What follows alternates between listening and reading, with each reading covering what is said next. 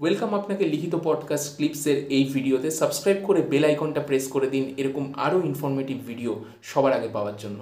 ধন্যবাদ। তো স্যার, তারপরে হঠাৎ করে সিভিল সার্ভিসের দিকে ঝোঁকটা কোথা থেকে এলো, বা সিভিল সার্ভিস এই ব্যাপারটা স্যার কোথা দিয়ে জানতে সিভিল পারলেন? সার্ভিসে সিভিল সার্ভিসে জয়েন করার ইচ্ছা আমার প্রায় স্কুল থেকেই ছিল। 8-9 থেকেই বলা যেতে পারে, বা একটু তার আগে থেকেও।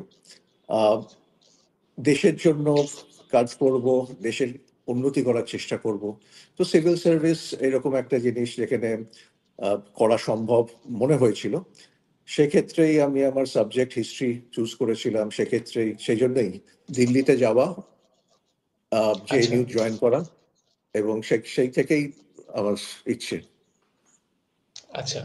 আহ, আর স্যার, মানে জেএনইউতে কি এরকম একটা কালচার ছিল যে ওখানকার সেট অফ পোর্শন স্টুডেন্টস তারা প্রিপারেশন করে? মানে আমি শুনেছি স্পেসিফিক্যালি, আমার কিছু সিনিয়র রয়েছে যারা জেএনইউতে, এবং তারা বলে এরকম একটা কালচার রয়েছে দিল্লির ওখানে, বিশেষ করে ওই ওল্ড রাজেন্দ্রনগর টাইপের, তারা একটু ওখানে যায়। এরকম কি ব্যাপার তখনও ছিল নাকি? আমাদের সেই সময় তো ডেফিনেটলি একটা সিভিল সার্ভিসের কালচার এখনো আছে।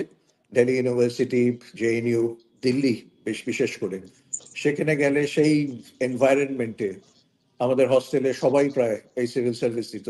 একে অপরকে খুবই হেল্প করতাম আমরা।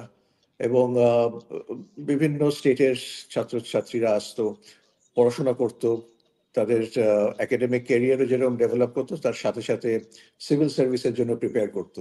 তো একটা অ্যাটমসফিয়ার, এই competitive atmosphere, but very friendly, সবাই সবাইকে খুব হেল্প করতো।